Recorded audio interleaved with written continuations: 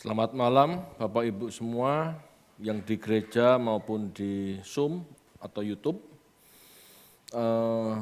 Kita belajar ya, malam hari ini tema besarnya tetap gereja, tema kecilnya atau subtema kelengkapan penggembalaan dan tujuan gereja. Ya, semoga bisa selesai malam hari ini sehingga minggu depan kita maju di tema dasar gereja. Ya. Baik. Dengan banyaknya karunia dan kebutuhan yang dimiliki gereja lokal, apalagi universal, gereja tidak akan bisa berjalan dengan baik tanpa adanya kepemimpinan atau penggembalaan. Ya, kepemimpinan atau penggembalaan. Sebagian gereja menyebut dengan istilah pemerintahan gereja, tapi saya lebih cocok dengan istilah kepemimpinan gereja atau penggembalaan gereja. Tuhan adalah pemerintah yang sesungguhnya. Gembala atau pemimpin di jemaat lokal hanya melengkapi gerejanya yang berfungsi menjalankan dan mengarahkan jemaat untuk mengikuti perintah Tuhan sampai dia kembali. Jadi kita harus paham Bapak Ibu bahwa gereja lokal itu gerejanya Tuhan. Gitu ya. Gembala lokal seperti saya ini hanya alatnya, hanya hambanya. Saya sebetulnya bukan gembala gereja lokal, gembala gereja itu Tuhan sendiri, Tuhan Yesus sendiri. Saya hanya hambanya, jadi seharusnya saya mengikuti apa kehendaknya. Bukan punya visi misi sendiri ya, mengikuti apa visi misi Tuhan. Dan visi misi Tuhan itu satu tetap, sampai selamanya satu. Gitu ya. Menjadikan manusia segambar dan serupa dirinya. Jadi salah kalau gembala lokal merasa jemaat adalah domba-dombanya. Jadi gembala lokal adalah gembalanya, itu salah. Apalagi kalau setiap tahun visi misinya ganti, berubah. Bosnya itu siapa? Gitu. Kalau gereja ini milik Tuhan, ya gembala lokal ini hanya ngikut maunya Tuhan, harus mencari kehendak Tuhan. Gitu ya. Tidak setiap tahun ganti sesuai seleranya. Ya, tidak setiap tahun ganti visi misi sesuai seleranya, itu enggak pas gitu ya. Kita baca yuk. Matius 16 ayat 18.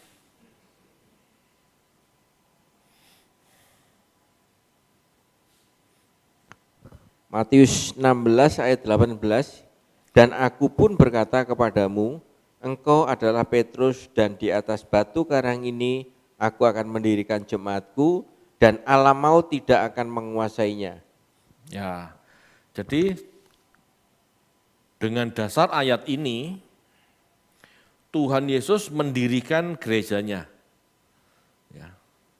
Tetapi pengertian ayat ini ada dua, tafsirannya ada dua. Yang pertama, jemaat didirikan dengan dasar pengakuan Petrus. Yesus adalah Mesias, anak Allah yang hidup. Jadi gereja terbentuk dengan dasar Yesus adalah Mesias, anak Allah yang hidup. Kalau dasarnya bukan ini, itu bukan gereja sebetulnya. Dan kalau banyak gereja tidak memahami makna Yesus Mesias, anak Allah yang hidup, ini berbahaya. Karena akhirnya gereja ini tidak tahu harus kemana dan harus berbuat apa dalam penggembalaan. Gitu ya. Nah ini nanti akan kita bahas lebih mendalam di akhir khotbah ini, akhir PA ini dan mungkin minggu-minggu depan. Itu penting banget gitu ya. Tafsiran kedua, Jemaat didirikan dengan dasar Petrus. Ya, dengan dasar Petrus, tapi harus dipahami bukan Petrus secara pribadi, tapi para murid secara keseluruhan sebagai penerus ajaran Yesus. Jadi kalau yang pertama itu sebuah pesan singkat gitu ya, Yesus adalah Mesias, anak Allah yang hidup. Yang kedua, jemaat didirikan di atas pengajaran para rasul. Nah, mencari pengajaran para rasul itu yang tidak mudah. Karena kita harus kembali 2000 tahun. Harus kembali menghadirkan Yesus di masanya. Apa maksud pengajaran ini? Siapa dia sebenarnya? Karena berbeda 1-2 abad, gitu ya, itu pengertiannya sudah berbeda. Pengajaran siapa Kristus atau Kristologi di zaman hidup Yesus dan di zaman 1-2 abad setelahnya itu berubah. Itu berubah. Dogma, doktrin gereja itu mengalami perkembangan. Masalahnya kalau tidak tepat, seperti yang dipahami oleh orang-orang Yahudi yang percaya pada mulanya ini, itu jadi masalah. Gitu ya. Itu jadi masalah. Oke. Jadi dengan adanya dua tafsiran bahwa Tuhan mendirikan gerejanya berdasarkan sebuah ayat yang kokoh gitu ya. Yesus adalah Mesias, anak Allah yang hidup, atau gereja didirikan di atas pengajaran para rasul, gitu ya. Berarti orang-orang yang menggembalakan jemaat adalah orang-orang yang memahami ajaran Tuhan.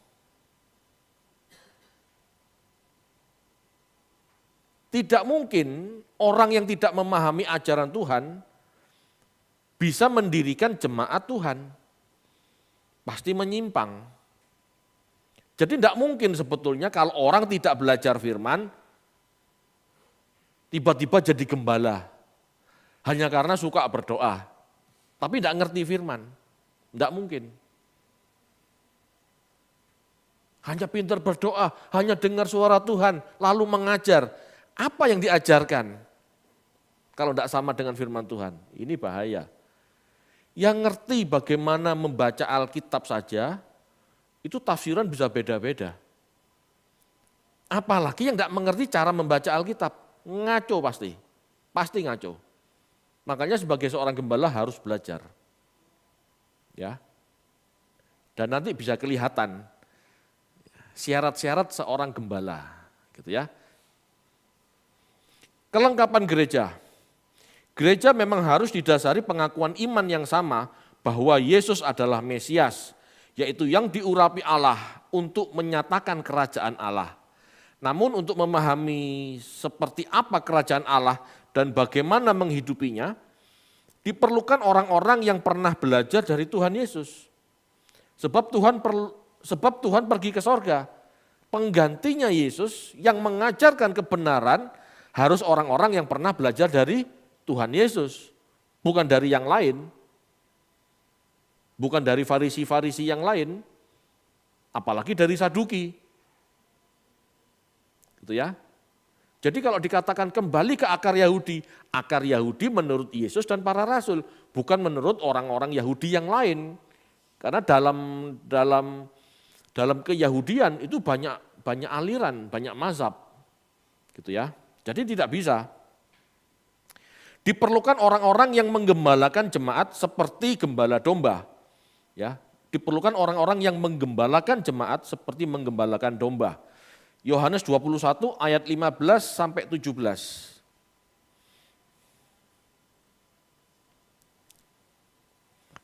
Yohanes 21 ayat 15 sampai 17.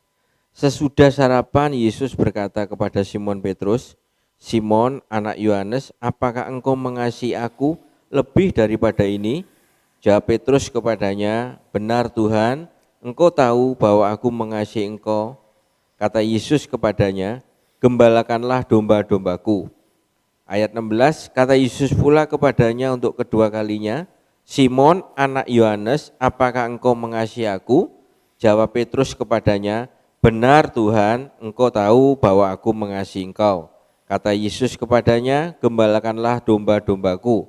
Ayat 17, kata Yesus kepadanya untuk ketiga kalinya, Simon, anak Yohanes, apakah engkau mengasihi aku? Maka sedih hati Petrus karena Yesus berkata untuk ketiga kalinya, apakah engkau mengasihi aku? Dan ia berkata kepadanya, Tuhan, engkau tahu segala sesuatu, engkau tahu bahwa aku mengasihi engkau. Kata Yesus kepadanya, gembalakanlah domba-dombaku. Ya. Tuhan Yesus berkata kepada Petrus mewakili teman-temannya. Ya, karena 12 murid itu kedudukannya sejajar. Ya, mungkin karena Petrus yang paling banyak omong. Nah, jadi Tuhan ngomong sama Petrus. Petrus disuruh Tuhan menggembalakan domba-dombanya. Domba-dombanya, bukan domba-dombanya Petrus, domba-dombanya Tuhan, harus jelas. Jadi gembala lokal gitu ya, seharusnya kalau ada jemaat pindah, gak usah marah, nesu sama pendeta yang lain yang dimana jemaat itu pindah, gak perlu. Jemaatnya Tuhan kok. Gak perlu marah. Yang perlu apa? Koreksi. Kenapa dia pindah? Gitu. Kalau bukan masalah pokok gitu ya, karena dia merasa kurang diberkati, kan sah-sah saja pindah ke gereja lain.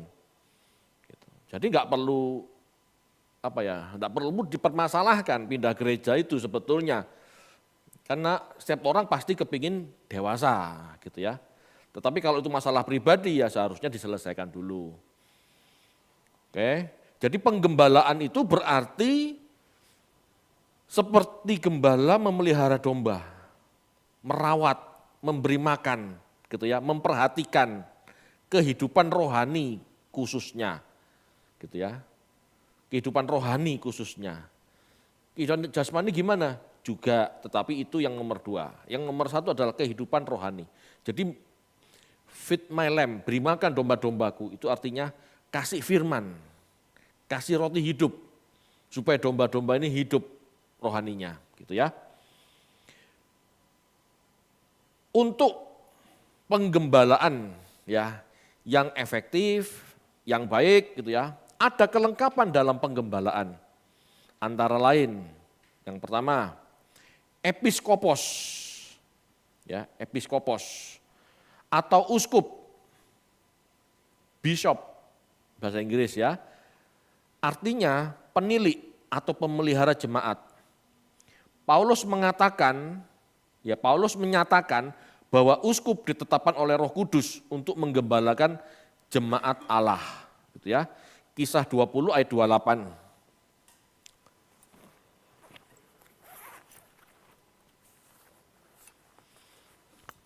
Kisah para Rasul 20 ayat 28, karena itu jagalah dirimu dan jagalah seluruh kawanan, karena kamulah yang ditetapkan Roh Kudus menjadi penilik untuk mengembalakan jemaat Allah yang diperolehnya dengan darah anaknya sendiri. Ya, itu menjadi penilik untuk menggembalakan jemaat. Penilik di situ episkopos, ya. Yang pertama episkopos. Ini artinya uskup.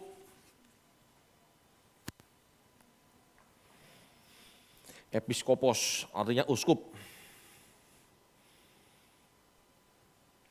Syarat jadi uskup haruslah seorang yang bersih, tak bercacat secara moral. 1 Timotius 3 ayat 2 sampai 7.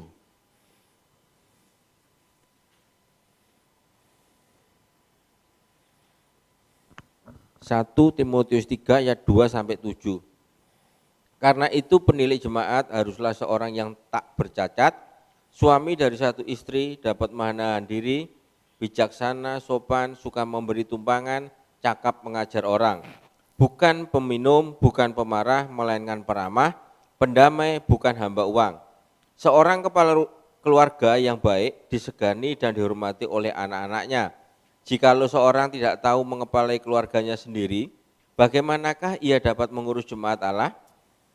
Janganlah ia seorang yang baru bertobat, karena jangan ia menjadi sombong dan kena hukum iblis. Hendaklah ia juga mempunyai nama baik di luar jemaat, agar jangan ia digugat orang dan jatuh ke dalam jerat iblis. Jelas ya, seorang uskup harus seseorang yang tak bercacat secara moral, harus bisa ngatur keluarganya. Wah berat ini, berat. Beberapa gembala gitu ya yang saya tahu, tidak ada masalah di kehidupan pribadinya, tapi anaknya bermasalah. Dablek, tukang bully sesamanya, itu jadi sorotan. Jadi sorotan gitu ya. Syarat uskup yang lain memiliki kemampuan teologi untuk mengajar. Titus 1 ayat 7 sampai 9.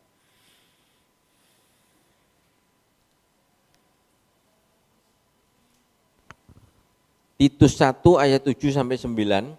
Sebab sebagai pengatur rumah Allah, seorang penilik jemaat harus tidak bercacat, tidak angkuh, bukan pemberang, bukan peminum, bukan pemarah, tidak serakah, melainkan suka memberi tumpangan, suka akan yang baik, bijaksana, adil, saleh, dapat menguasai diri, dan berpegang kepada perkataan yang benar, yang sesuai dengan ajaran yang sehat, supaya ia sanggup menasihati orang berdasarkan ajaran itu, dan sanggup meyakinkan penentang-penentangnya. Jelas ya, ini ayat terakhir dikatakan sesuai dengan ajaran yang sehat. Jadi seorang uskup harus memiliki ajaran yang sehat, ya, supaya ia sanggup menasihati orang lain dengan ajarannya. Dia sanggup berteologi dan mampu menasihati orang dengan teologinya, sehingga dia sanggup meyakinkan penentang-penentangnya. Jadi seorang uskup itu juga harus paham teologi, sehingga pada saat ada pertanyaan dia harus bisa menjelaskan, meyakinkan, gitu ya. Ya bentuk meyakinkan ini tidak harus berdebat Bapak Ibu. Kalau zaman sekarang kayak Pak Eras ini menyiarkan seminar Logos itu sebuah penjelasan, nggak perlu berdebat. Orang mau melihat, berpikir sudah cukup, nggak mau terima, nggak ada masalah. Gitu. Jadi nggak harus berdebat. Jadi debater-debater yang ada di medsos itu kekurangan pekerjaan sebetulnya. Iya, karena yang dijelaskan tadi supaya bisa menjelaskan, meyakinkan lah. Meyakinkan kan cukup buat seminar, selesai. Menjelaskan di medsos, kamu dengar bisa, tidak perlu ngomong setiap kali ada orang tanya, ayo debat. Setiap kali ada orang tanya, debat, capek, kehilangan waktu kita. Nah itu tidak cerdas, ya. Yang cerdas ya buat seminar, belajar. Kamu percaya silahkan, tidak percaya ya sudah, selesai, gitu aja sebetulnya. Ya, jadi itu syarat seorang episkopos, gitu ya.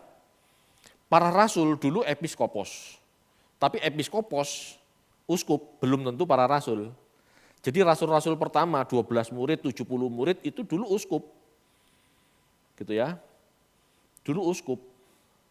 Tetapi uskup belum tentu para rasul, karena yang mengangkat uskup-uskup saat itu adalah rasul-rasul, gitu ya. Yang memang terbukti teologianya, terbukti hidupnya kayak Paulus. Paulus tidak pernah diangkat sama Petrus kan, tetapi dia bertobat, dia mengajar, karena apa? Dia mampu.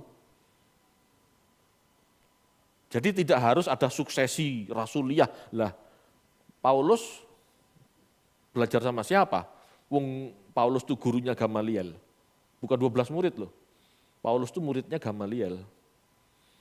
Ya, jadi di situ jelas. Yang penting orang itu belajar firman, belajar Taurat gitu ya, belajar kitab suci dan mampu menjelaskan gitu ya, dan tidak berbeda pandangan dengan apa yang dipahami para rasul.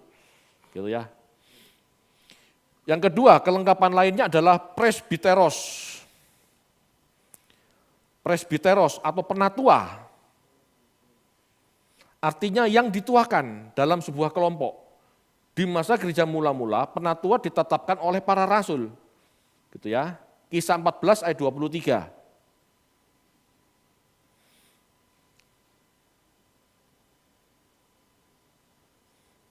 Kisah para Rasul 14 ayat 23, di tiap-tiap jemaat rasul-rasul itu menetapkan penatua-penatua bagi jemaat itu, dan setelah berdoa dan berpuasa, mereka menyerahkan penatua-penatua itu kepada Tuhan yang adalah sumber kepercayaan mereka. Ya, sumbernya Tuhan sendiri gitu ya. Jadi yang menetapkan penatua adalah para rasul atau orang yang diutusnya. Jadi para rasul mengutus seseorang untuk menetapkan penatua, gitu ya. Ini ada di Titus 1 ayat 5, silakan.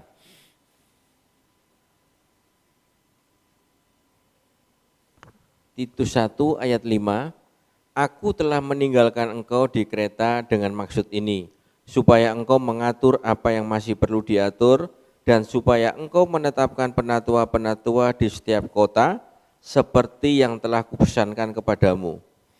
Ya. Yang kedua adalah presbiteros. Ini penatua. Ya, penatua. Kalau episkopos ini fokusnya pengajar, ya pengajar.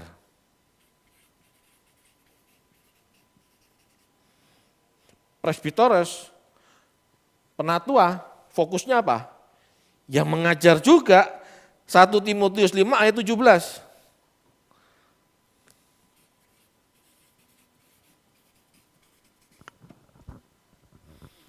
Silakan. 1 Timotius 5 ayat 17, penatua-penatua yang baik pimpinannya patut dihormati 2 kali lipat, terutama mereka yang dengan jerih payah berkhotbah dan mengajar. Mengajar ya, jelas. Oke. Lalu kelengkapan penggembalaan yang ketiga adalah diakon. Artinya pelayan atau aktivis gereja lokal, gitu ya. Diakon dalam jemaat lokal berfungsi mengumpulkan diakonia untuk memastikan jemaat dalam kondisi terpelihara. Saat itu fokusnya adalah orang-orang miskin. Orang-orang miskin banyak sekali, gitu ya. Bukan berarti diakon ini hanya ngurusi dana sosial, tidak, gitu ya. Tapi memang saat itu fokusnya untuk dana sosial. Kalau sekarang bisa berbeda, bisa lain ya. Ngurusin pecandu narkoba, ngurusin orang stres, ya boleh, masing-masing diakon punya fokusnya masing-masing, boleh gitu ya. Tergantung gereja itu dipanggil untuk apa. Ya, kita baca yuk Kisah 6 ayat 1 sampai 4. Kisah para Rasul 6 ayat 1 sampai 4. Pada masa itu, ketika jumlah murid makin bertambah, timbullah sungut-sungut di antara orang-orang Yahudi yang berbahasa Yunani terhadap orang-orang Ibrani. Karena pembagian kepada janda-janda mereka diabaikan dalam pelayanan sehari-hari. Berhubung dengan itu, kedua-belas rasul itu memanggil semua murid berkumpul dan berkata, kami tidak merasa puas karena kami melalaikan firman Allah untuk melayani meja. Karena itu saudara-saudara, pilihlah 7 orang dari antaramu yang terkenal baik dan yang penuh roh dan hikmat, supaya kami mengangkat mereka untuk tugas itu, dan supaya kami sendiri dapat memusatkan pikiran dalam doa dan pelayanan firman. Oke, berarti yang ketiga adalah diakon. Artinya aktivis, pelayan, gitu ya. Fokusnya apa? Yang pertama sosial.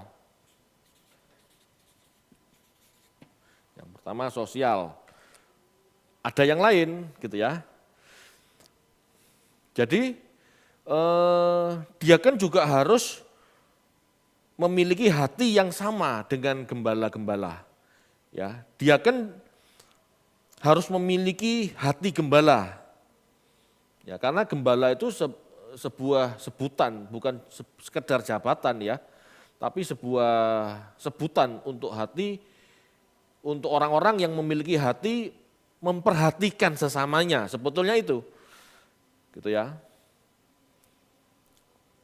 Akan menjadi masalah jika diaken tidak memiliki hati gembala. Itu sebabnya diaken dipilih yang terkenal baik, penuh roh dan berhikmat. Berhikmat juga loh, ya kan? Di pasal 6 ayat 3 tadi kan dikatakan berhikmat. Jadi jika sekedar gini loh, kebanyakan gereja kadang-kadang hanya milih diaken yang kaya-kaya, ini salah. Karena jika sekedar kaya, kalau pelit dan tidak punya empati, tidak punya hikmat, ya juga percuma, gak bisa nolong orang. Gak bisa nolong orang, gitu ya. Jadi bermacam fungsi yang harus dikerjakan, jadi ada bermacam fungsi yang harus dikerjakan dalam penggembalaan. Ya. Penggembalaan ini kelengkapannya ini, episkopos, presbiteros, gitu ya, dan diaken. Dua kelengkapan itu untuk mengajar, satu untuk sosial atau lainnya. Gitu ya. Tetapi masalahnya, gitu ya, di Efesus 4 ayat 11 dikatakan Tuhan memberikan kelengkapan-kelengkapan. Nah itu sebetulnya fungsi, bukan kelengkapan. Di gereja ini cukup ada ini sebetulnya. Tetapi fungsi-fungsinya bisa macam-macam. Kita baca yuk, Efesus 4 ayat 11. Efesus 4 ayat 11, dan ialah yang memberikan baik rasul-rasul maupun nabi-nabi, baik pemberita-pemberita Injil maupun gembala-gembala dan pengajar-pengajar. Ya, jadi semua ini adalah fungsi dari kelengkapan yang ada. Fungsi ya, bukan jabatan. Jadi saya katakan bukan jabatan, berarti tidak ada rasul-rasul lagi. Rasul itu 12 rasul gitu ya. Tetapi sebagai fungsi utusan setiap gereja bisa. Saya menggembalakan Malang, saya menggembalakan Jogja, saya fungsi rasul. Karena utusan, fungsi rasul itu. Bukan berarti saya rasul, paham ya? Bukan berarti saya rasul, fungsi utusan. Nabi-nabi, ada yang punya karunia nabi, karunia roh gitu ya, punya penglihatan gitu. Ya itu nabi, tapi bukan dia disebut nabi, tapi fungsi nabi gitu ya, fungsi. Pemberita-pemberita Injil, itu fungsi. Pemberita Injil itu siapa saja. Jadi kalau ada yang pasang gelar evangelis, itu salah alamat, karena itu bukan jabatan. Fungsi. Jadi siapapun bisa jadi pemberita Injil, jemaat pun bisa. Gitu ya. Maupun gembala-gembala. Nah sama, gembala-gembala. Gembala itu sebenarnya bukan jabatan. Meskipun memang istilah gitu ya. Di zaman modern gembala sidang itu ya pemimpin, oke. Tetapi bukan berarti yang lain tidak bisa menggembalakan. Ketua sel grup, itu kan gembala kelompok kecil. Gitu ya.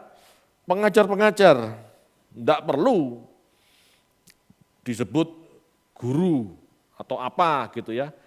Siapapun yang bisa mengajar ya pengajar gitu ya.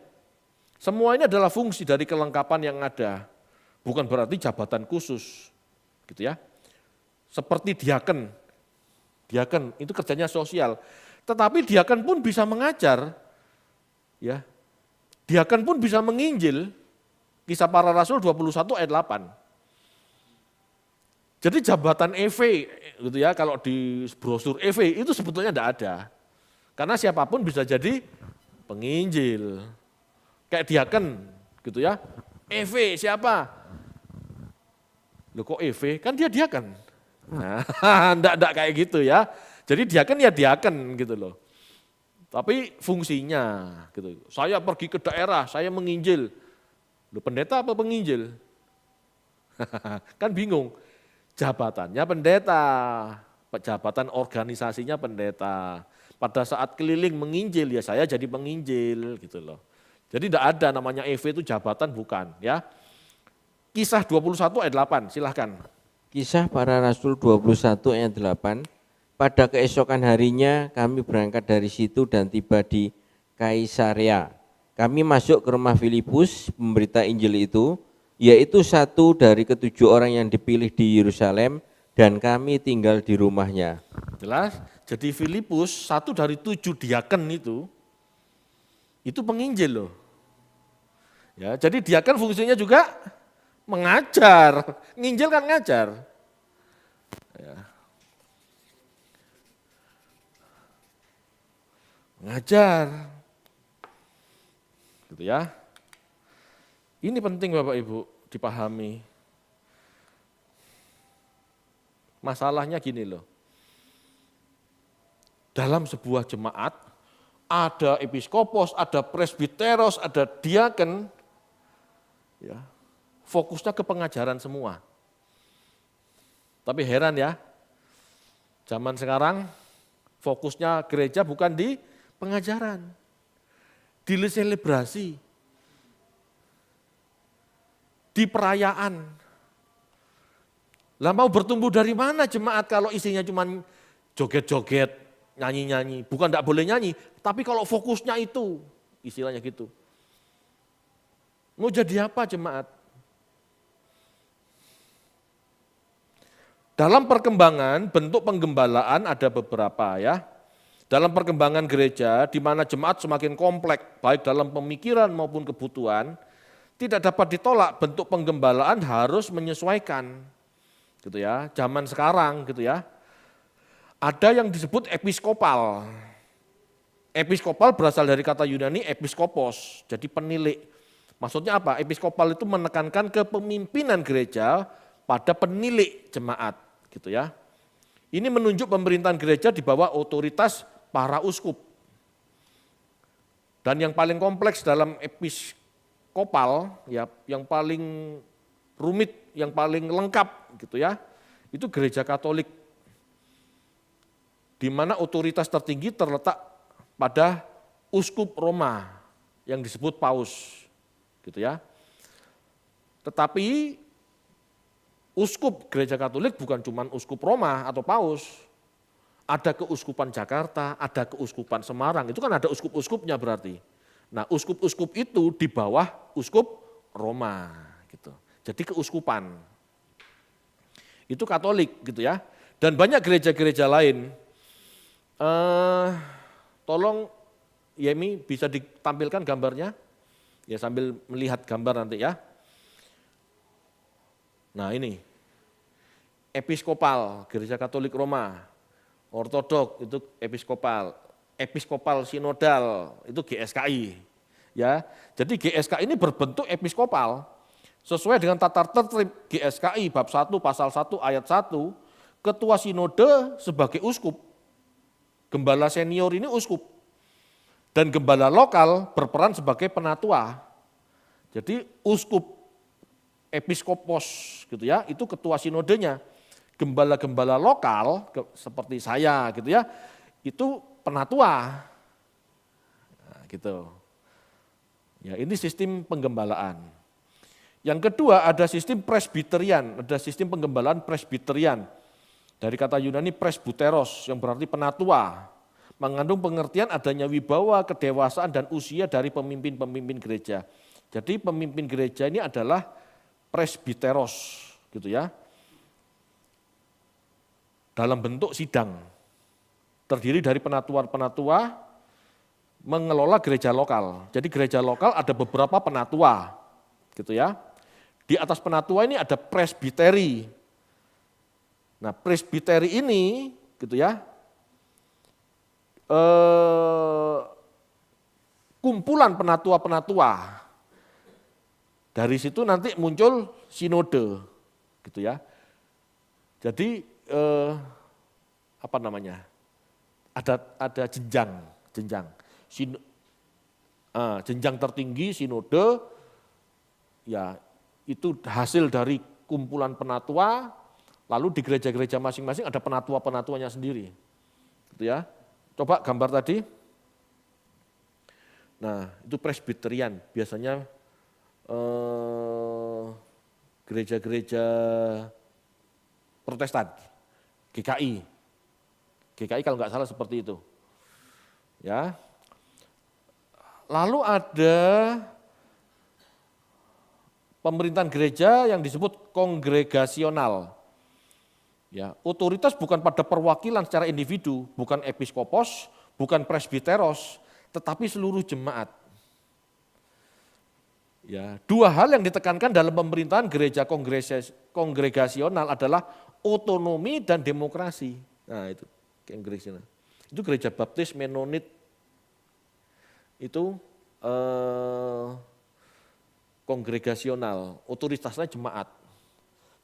Jadi pemilihan pemimpin gereja, pendeta itu pemilihan umum, gitu ya. Makanya kadang-kadang ya ada gereja yang seperti ini akhirnya kalau nggak dewasa jemaatnya ribut, blok sana blok sini gegeran. Pernah kan Anda sering? Kalau mereka enggak ribut, berani ribut sampai tentara turun tangan. Benar, pernah terjadi. Grup pendeta ini sama grup pendeta ini, satu gereja, ribut. Tentara yang turun tangan, jenderal-jenderal yang turun tangan. Itu benar. Nah, masalahnya di situ kalau jemaat tidak dewasa, ya. Ya ini enggak perlu dalam-dalam karena enggak terlalu penting ya. Yang penting kita tahu. Oke, jadi demikian kelengkapan gereja. Ya. Tujuan adanya episkopos, presbiteros, diaken, semua ini untuk mengajar jemaat, untuk melengkapi jemaat dengan iman, dengan pengajaran yang benar, sehingga mereka bisa bertumbuh. Jadi tujuan gereja diadakan Bapak Ibu, jemaat Tuhan ini sebagai komunitas orang percaya diperlengkapi dengan sedemikian rupa untuk satu tujuan, keselamatan jiwa. Bukan hore-hore, sumpek lego, keselamatan jiwa. Bukan hore-hore dapat berkat, klaim janjinya. Bukan. Ya. Tujuan gereja diadakan adalah keselamatan jiwa atau perubahan pola pikir. Jiwa itu kan pikiran, perasaan dan kehendak.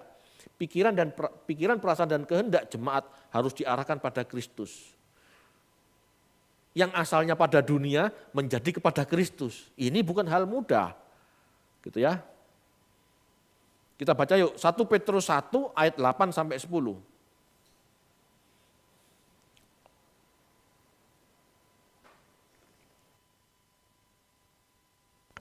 1 Petrus 1 ayat 8 sampai 10. Sekalipun kamu belum pernah melihat dia, namun kamu mengasihinya.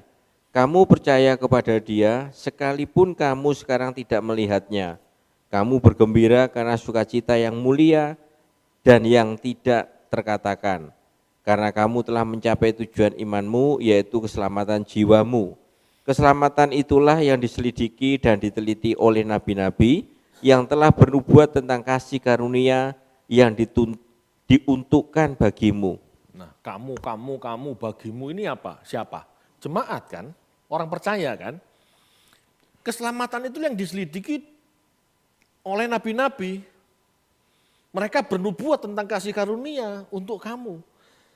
Jadi kasih karunia itu untuk jemaat, supaya memperoleh keselamatan. Keselamatan jiwa. Dikatakan demikian. Lalu Filipi 3 ayat 13 sampai 16.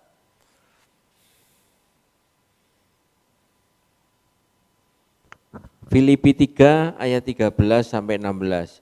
Saudara-saudara, aku sendiri tidak menganggap bahwa aku telah menangkapnya, tetapi ini yang kulakukan, aku melupakan apa yang telah di belakangku dan mengarahkan diri kepada apa yang di hadapanku. Dan berlari-lari kepada tujuan untuk memperoleh hadiah, yaitu panggilan surgawi dari Allah dalam Kristus Yesus. Karena itu marilah kita yang sempurna berpikir demikian, dan jikalau lain pikiranmu tentang salah satu hal, hal itu akan dinyatakan Allah juga kepadamu. Tetapi baiklah tingkat pengertian yang telah kita capai, kita lanjutkan menurut jalan yang telah kita tempuh. Paulus sendiri tidak merasa dia sudah mencapai kesempurnaan itu. Dia belajar terus. Ayat terakhir tolong munculkan. Ya, dia belajar terus. Bahkan dia mengajak jemaat, baiklah, ya, tetapi baiklah tingkat pengertian yang telah kita capai, kita lanjutkan. Lanjut. Paulus sendiri melanjutkan. Orang Kristen sekarang berhenti. Kita selamat karena kasih karunia, Pak. Berhenti selesai sudah, tidak perlu belajar, tidak perlu berjuang kan. Itu kan pikiran orang setengah sadar sebetulnya. Enggak betul-betul sadar. Kalau dia sadar betulan, dia pasti bisa melihat dirinya belum sempurna. Dia pasti bisa ngecek kekuranganku di mana dan dia harus melanjutkan. Gitu ya. Jangankan soal perbuatan yang harus sempurna. Doktrin aja belum tentu benar. Masalahnya kalau orang sudah ngerti Tritunggal merasa sudah puas. Kalau sudah ngerti doktrin merasa sudah benar. Nah itu jadi masalah lagi. Orang kan harus berubah terus. Dalam arti berubah ya semakin presisi. Jangan dianggap kalau sudah mengerti satu hal sudah pasti presisi. Oh tidak, gitu ya. Tidak seperti itu Bapak Ibu. Jelas Paulus mengajar supaya melanjutkan, gitu ya. Gereja adalah wadah pembentukan keluarga Allah yang dibangun atas pengajaran para rasul dengan Kristus sebagai penjuru, ya sebagai batu penjuru. Jadi mau tidak mau fokusnya pada Yesus memang, bukan pada nabi-nabi perjanjian lama. Ya. Pengajaran para rasul dan Yesus Kristus, bukan nabi A, bukan nabi B. Bukan nggak boleh dibaca, ya boleh dibaca, boleh dipahami, tapi fokusnya gitu ya, fokus. Kita baca aja yuk, Efesus 2 ayat 19 sampai 21. Efesus 2 ayat 19 sampai 21. Demikianlah kamu bukan lagi orang asing dan pendatang, melainkan kawan sewarga dari orang-orang kudus dan anggota-anggota keluarga Allah, yang dibangun di atas dasar para rasul dan para nabi, dengan Kristus Yesus sebagai batu penjuru. Di dalam Dia tumbuh seluruh bangunan, rapi tersusun menjadi bait Allah yang kudus di dalam Tuhan. Ya, di dalam Yesus tumbuh seluruh bangunan. Tiap-tiap jemaat tumbuh di dalam Yesus gitu ya. Lalu Efesus 4 ayat 12 dan 13.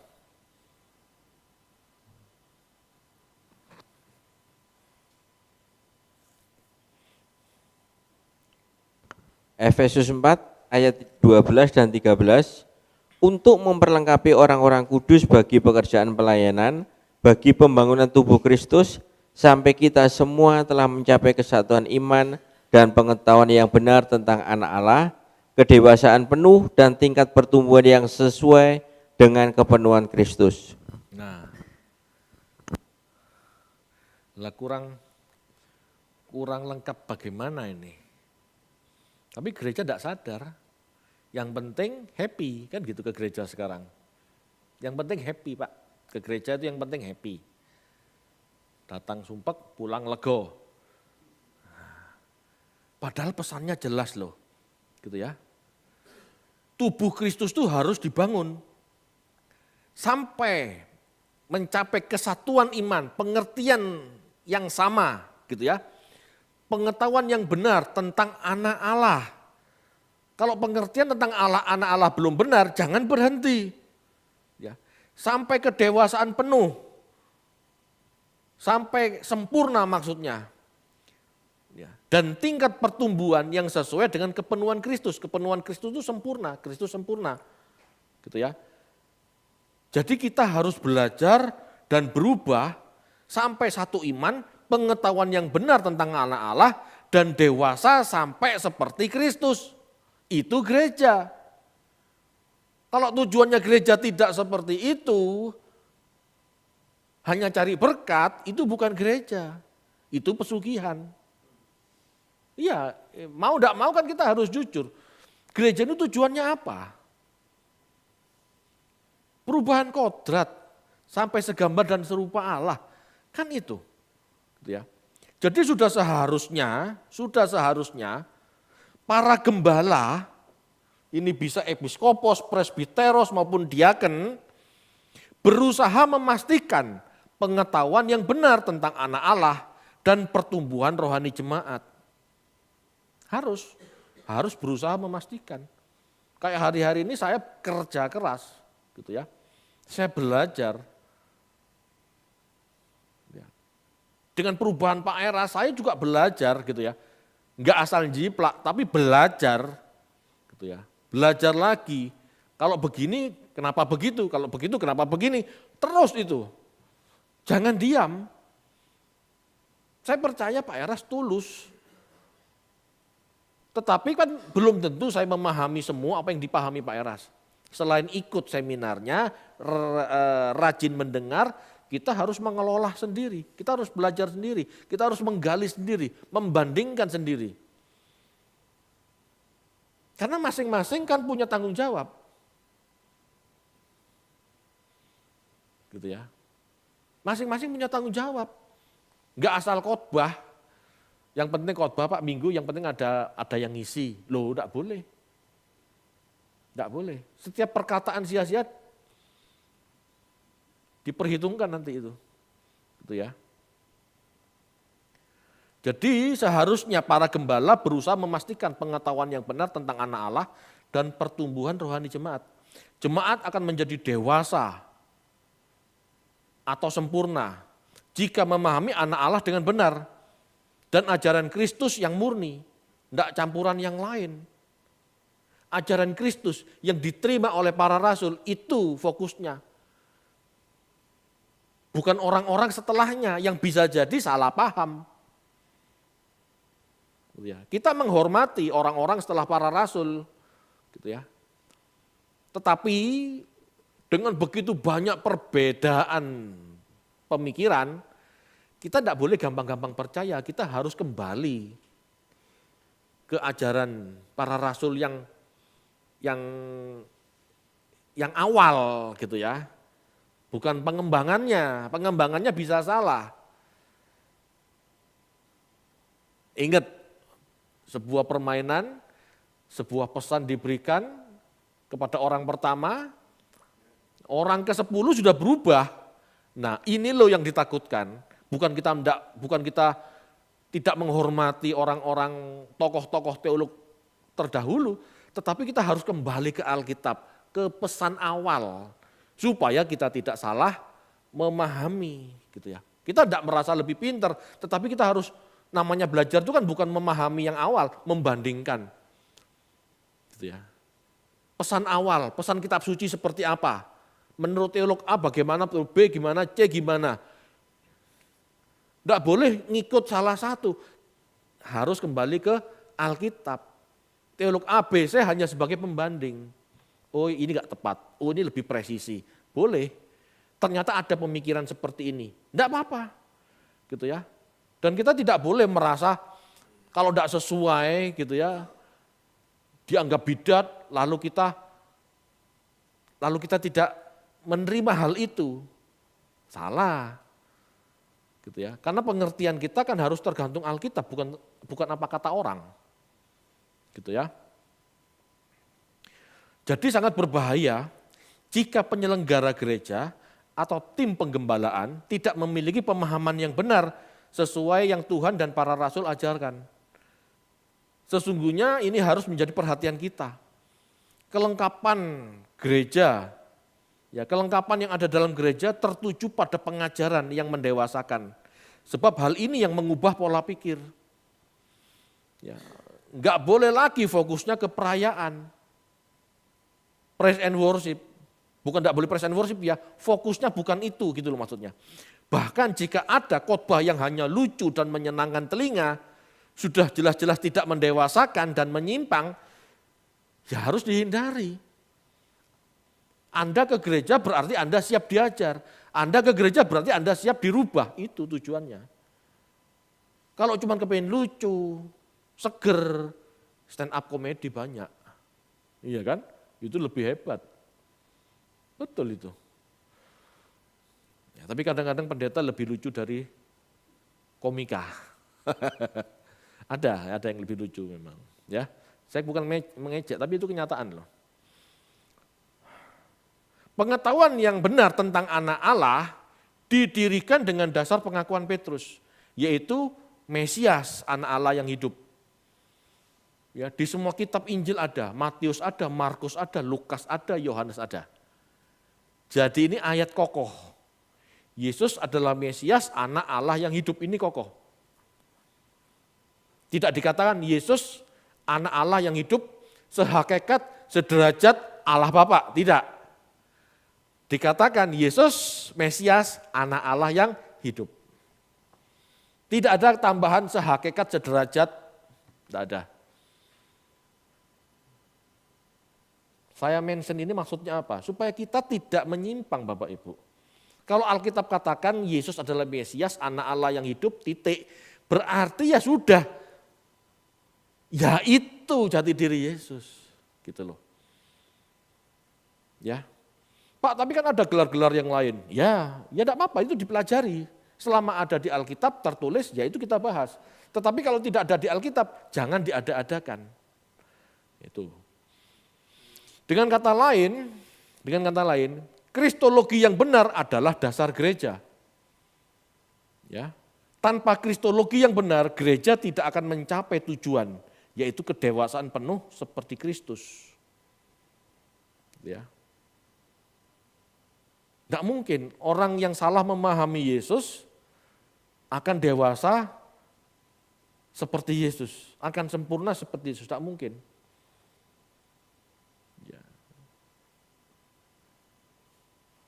Yesus adalah Mesias, seorang manusia yang dipakai Allah. Mesias itu manusia.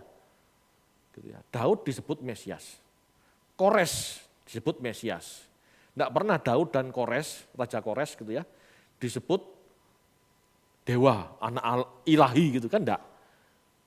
Daud itu Mesias, diurapi. Kores itu diurapi. Mereka berdua raja, manusia. Gitu. Ya, jadi harus jelas, tidak boleh ngarang, gitu ya. Yesus adalah Mesias, seorang manusia yang dipakai Allah untuk memimpin umatnya, bukan untuk mendirikan kerajaan di dunia, tetapi di sorga. Jelas, Yesus tidak mendirikan kerajaan di dunia. Ditanya oleh Pilatus, Yesus ngomong, kerajaanku bukan dari dunia. Kamu raja orang Yahudi, aku tidak ngomong seperti itu. Enggak loh. Ya, itu tuduhan saja. Jadi Yesus lebih tepat dipahami sebagai anak Allah, yaitu seseorang yang taat atau saleh. Seseorang yang berprogres mengenal Allah, bertumbuh semakin berhikmat, tidak serta-merta berhikmat. Bertumbuh semakin berhikmat dan tidak serta-merta berhikmat. Ya. Kalau dia 100% Allah, 100% manusia, ya itu berarti serta-merta berhikmat. Padahal tidak seperti itu. Ya, semua ini nanti akan saya jelaskan minggu depan, ya. Dasar gereja, kristologi apa adanya atau kristologi Alkitabiah. Ya, saya akan jelaskan minggu depan. Dengan memahami ini, maka gereja bisa meneladani hidupnya yang saleh itu. Itulah jalan kebenaran untuk mencapai kedewasaan atau kesempurnaan sehingga sampai kepada Bapa. Jadi jika tidak memahami konsep Mesias dan Allah, ya, maka jemaat, ya, jadi jika tidak memahami konsep Mesias dan anak Allah, maka jemaat tidak akan pernah bertumbuh sempurna. Kalau orang tidak mengerti Mesias itu apa, ya, definisi yang benar seperti apa, anak Allah definisi yang benar seperti apa, tidak akan pernah bertumbuh, benar. Minggu depan saya buktikan. Banyak yang salah, gitu ya. Itu sebabnya mereka nggak bertumbuh, gitu ya. Mereka tidak memahami ini, tidak bisa bertumbuh dengan sempurna. Apalagi cuma sekedar memahami Yesus anak Allah adalah Tuhan dari kekal sampai kekal. Jelas ke gereja Bertemu Yesus hanya jadi sesembahan yang tidak dapat menyempurnakan rohani kita. Ketemu Yesus yang disembah, diminta-minta. Udah. Wong Tuhan dari kekal sampai kekal kok. Bisa dikenakan apa? Halo, paham maksudnya? Kalau Yesus 100% manusia, 100% Allah dari kekal sampai kekal, apa yang mau kita kenakan? Wong dia tidak seperti kita. Ujung-ujungnya kita bertemu Yesus di gereja hanya minta-minta.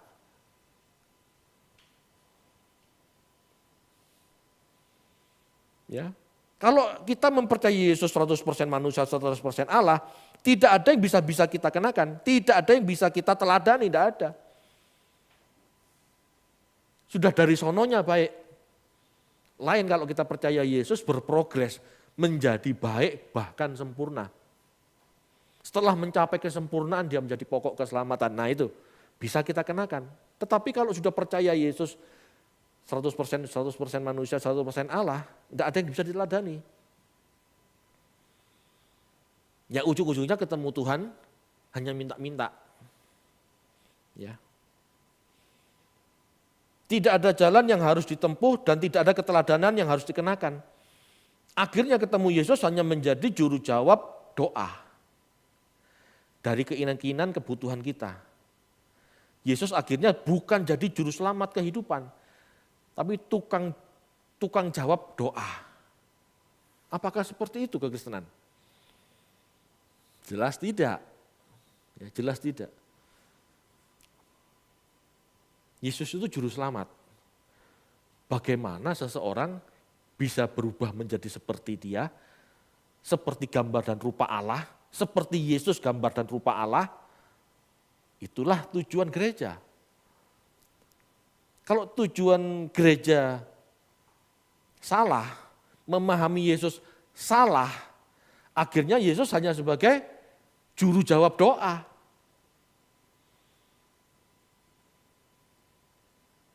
Akhirnya tujuan gereja tidak mencapai target, tidak mencapai apa yang Tuhan inginkan. Ya, Tuhan cuma dijadikan juru jawab doa. Ya Tuhan berkati, minta ini, minta itu kan gitu. Tolonglah aku butuh begini, aku butuh begitu. Tapi tidak selamat. Buktinya KKR. Kebaktian kebangunan rohani, kesembuhan, mujizat ini, mujizat itu. Apakah mereka yang disembuhkan dapat mujizat di KKR, akhirnya jadi orang yang takut akan Tuhan, mencari Tuhan, mau berjuang seperti Kristus? Tidak. Kebanyakan sudah disembuhkan, lupa yang menyembuhkan. Paham ya sampai sini ya? Dari 10 orang yang disembuhkan Tuhan Yesus di Injil, yang kembali berapa? 1, yang 9 kemana? Jalan-jalan gak tahu kemana. Halo?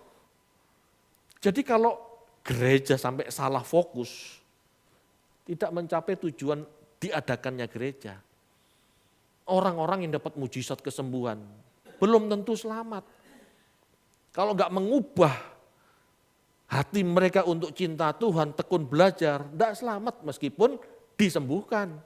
Enggak ada gunanya. Apa gunanya disembuhkan mati masuk neraka? Nah, ini loh, itu pentingnya kita memahami gereja itu kemana arah tujuannya. Apa pentingnya, apa tujuan diadakannya gereja. Jadi kadang saya gini, saya sepakat gitu ya. Di luar gereja tidak ada keselamatan. Dalam arti di luar gereja tidak bisa dikembalikan ke rancangan semula. Itu benar. Karena hanya di dalam gereja pengajaran yang benar tentang Yesus anak Allah ini. Bagaimana jalan kebenaran, bagaimana sampai kepada Bapa, di gereja diajarkan, bukan tempat lain. Tetapi bukan berarti di semua gereja pasti menunjukkan jalan yang benar. Kalau nggak ngerti kebenaran ya gereja juga tempat penyesatan. Jadinya seperti itu Bapak Ibu. Nah ini loh pentingnya. Ya. Oke Bapak Ibu, paham ya? Sebelum tanya jawab, saya akan akhiri